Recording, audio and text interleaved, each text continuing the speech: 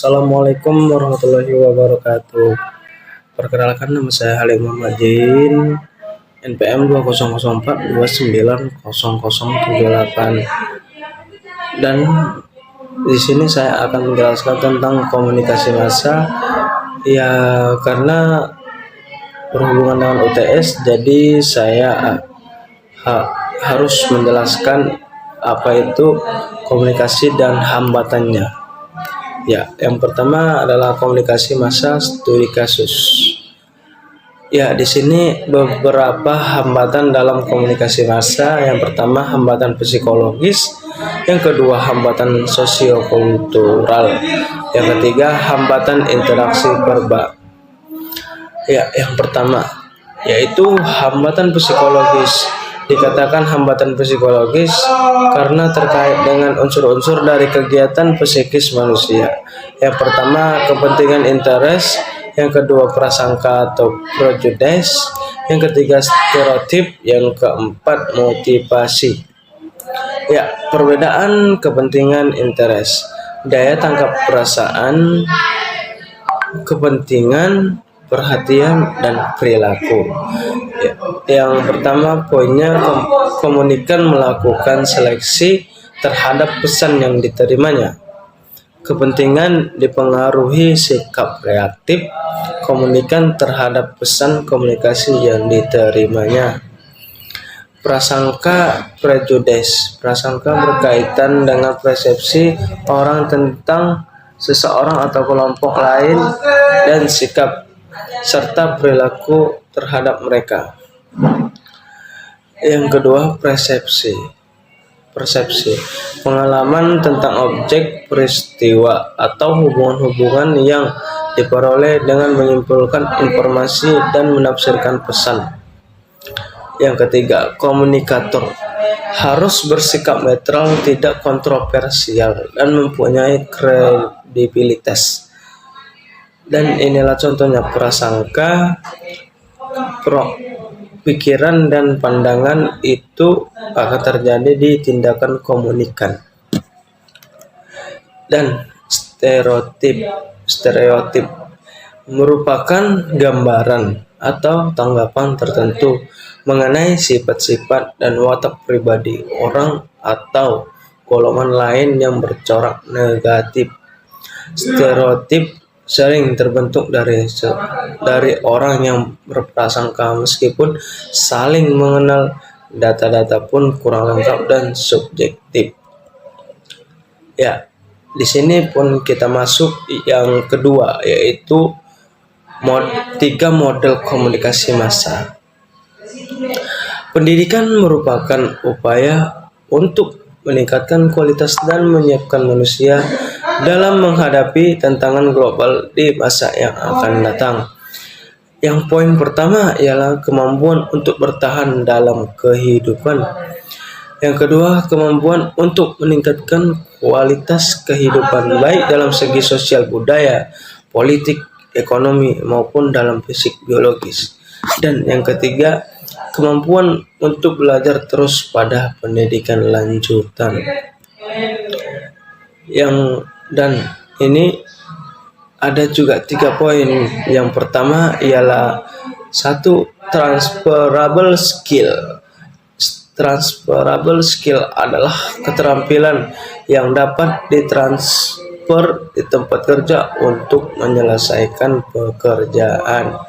Yang kedua, model komunikasi dan persuasi atau komunikan or persuasion model menegaskan bahwa komunikasi dapat dipergunakan untuk mengubah sikap dan perilaku komunikan yang secara langsung terkait dalam rantai kausal yang sama. Ketiga, ini poin ketiga, yaitu elaboration livelihood model. Livelihood model atau ILM. Asumsi yang mendasari teori ini adalah bahwa orang yang dapat memproses pesan persuasif dengan cara yang berbeda.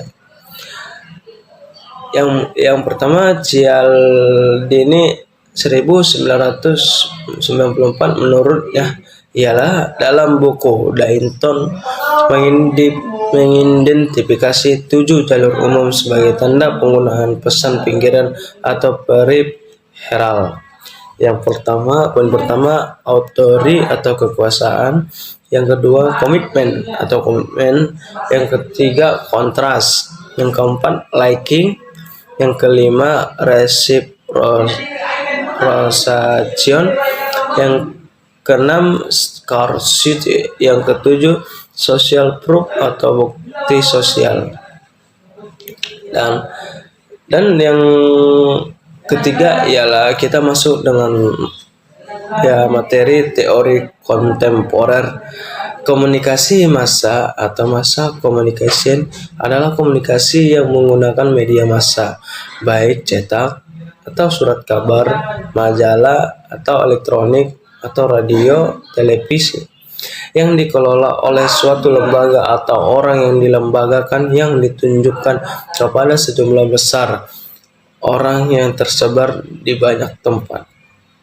Teori stimulus dan respon pada dasarnya merupakan prinsip belajar yang sederhana, di mana efek merupakan reaksi terhadap stimulus tertentu. Dengan demikian, seseorang dapat menjelaskan suatu kaitan erat antara pesan-pesan, media, dan reaksi audiens.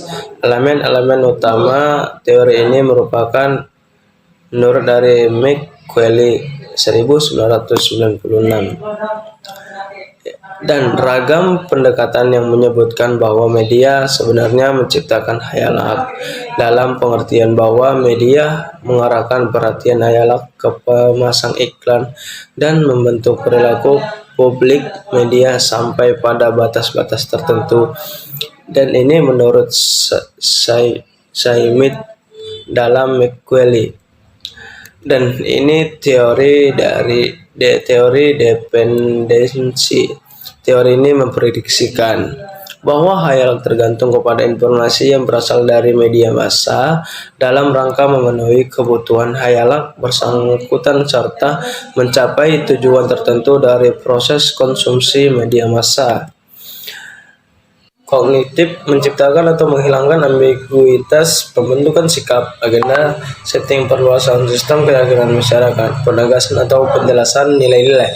Afektif menciptakan ketakutan atau kecemasan dan meningkatkan atau menurunkan dukungan moral.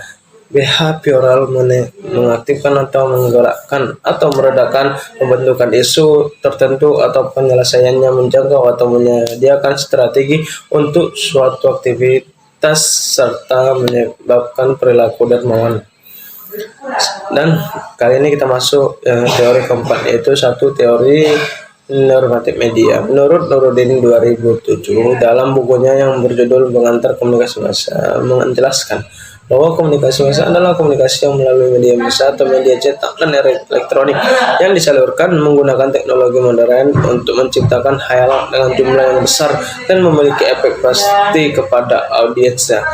Dengan melihat kondisi fenomena mengenai pemberitaan di media online yang termasuk dalam kategori komunikasi, maka peneliti menggunakan teori-teori komunikasi massa dalam studi yang akan dilakukan. Media online adalah media morfosis, adanya kemunculan new media atau media baru yang dikabarkan akan menggilas media yang sudah lama ada. Sebaliknya malah membuat media yang telah lebih dulu eksis tersebut bersinergi dan beradaptasi kepada perubahan lingkungan komunikasi. Dan di media online sebagai lembaga politik, sebelum membahas apakah media dapat menjadi lembaga politik, kita berpatokan pada teori normatif media yang terbagi menjadi 4 model. Yang pertama, media pluralis, liberal atau pasar. Yang kedua, model tanggung jawab sosial atau kepentingan publik. Ketiga, model profesional, yakni pilihan akan peranan bagi masyarakat dan pengawal standar nilai termasuk ke dalam model force itu sendiri dan dalam profesi jurnalisme. Keempat, model media alternatif, yakni model yang memiliki serangkaian media non-arus utama yang memiliki tujuan dan permulaan yang berbeda. Pengertian jurnalistik online Jurnalistik online adalah generasi baru jurnalistik setelah jurnalistik konvensional atau jurnalistik media cetak seperti surat kabar dan jurnalistik penyiaran atau broadcast, jurnalisme radio dan televisi. F. Konstruksi realistis oleh media dan cinta produk. Konstruksi memiliki pengertian secara umum yaitu susunan, namun pengertian lain yaitu kaidah penyusunan bentuk bahasa yang lebih besar. Ya, sekian dan terima kasih. Ya, kalau memang ada kekurangan, saya mohon maaf. Wabillahi taufiq wal hidayah. Assalamualaikum warahmatullahi wabarakatuh.